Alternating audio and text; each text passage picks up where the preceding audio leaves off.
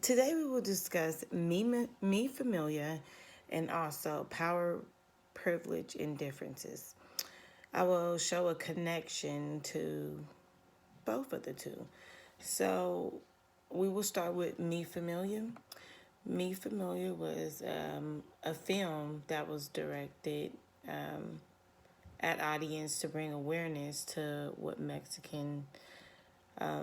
how they was treated in American society, and how they overcame stereotypes, and also what things they had to overcome just to live a basic life in California. So the story starts as Jose traveled to California looking for work. He had a family member by the name of El California in Los Angeles, which was still Mexico at the time. He was actually working when he met a nanny by the name of Maria, who he actually ended up marrying. They had two children, and when Maria was out shopping one day, she was deported for looking Mexican. But she tried to let the people know that she was supposed to, well, she was a citizen, she belonged in California. But they didn't care, they still deported her. Maria was a fighter. Maria kept hopes alive. She prayed to the Virgin Mary. And when she had her baby, she planned on going back to California from Mexico. Maria had the baby, and she took off on her journey back to California to go back to her other children, also her husband. At the time, they had to cross like a wild, dangerous water, but she made it across the water after almost drowning. She made it across and she got back to her husband and children. The children all lived different lives. Paco went to the Navy and wants to be a writer. Irene got married. Tony became a nun. And Jimmy was an ex-con. Her son, I don't know if I'm pronouncing his name right, is Chino. He had died from being shot by the police, and he experienced this by getting into it with a rival gang member, and he had ignored the member for a long time, but he had to stand up to himself, and basically the police shot him because they had it out as he was violent and dangerous, and he was basically labeled from the get-go due to his styles of clothes, and also his him being a minority, and also just the stereotypes that the Mexicans had to deal with at that time. Another part of it was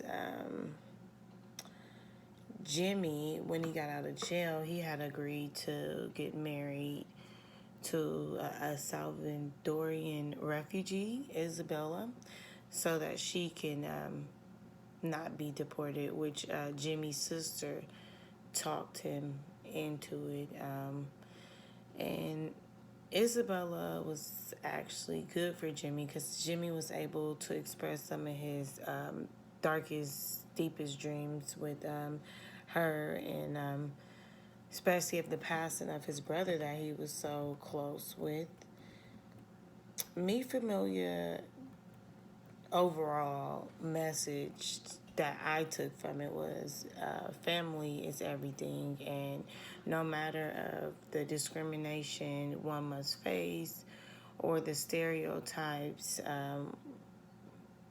family is all we have, and we must stick by family And everything will be okay. Like, we still have to work through things. The other play, or actually the other book I would like to talk to about, is Power, Privilege, and Differences. In Power, Privilege, and Differences, Alan G spoke about a lot of different things. I'm just going to do a little bit of a summary. And so I wrote down in chapter 3 that he focused on, he focused on capitalism and class and the matrix of domination. I believe he talked about race and how it was involved with the stereotypes and the racism that our country dealt with. I believe in this chapter he discussed different ways of people thinking about living good, like the upper class. He also touched things about how the capitalist employees work to produce goods and service, and they were paid wages in exchange for their time. He discussed a lot about being black in America and facing a lot of discrimination and being white, how they didn't really have to deal with oppression. They didn't have to deal with things that minorities had to deal with. And he also talked about how we should be a part of the problem and a part of the solution. He spoke about how power and privilege could determine, like, an example is it could determine where you live at. He also talked about how people was oblivious to it, and basically how it didn't concern them, so they didn't really pay attention to it. Another thing he spoke of was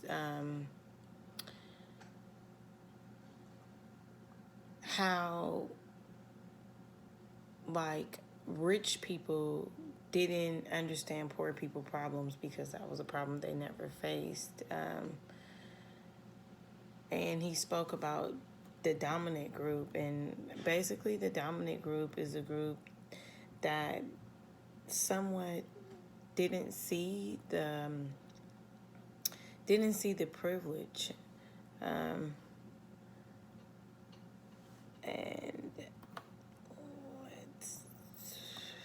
basically what I took from Alan G is that we need to stand up for what is right.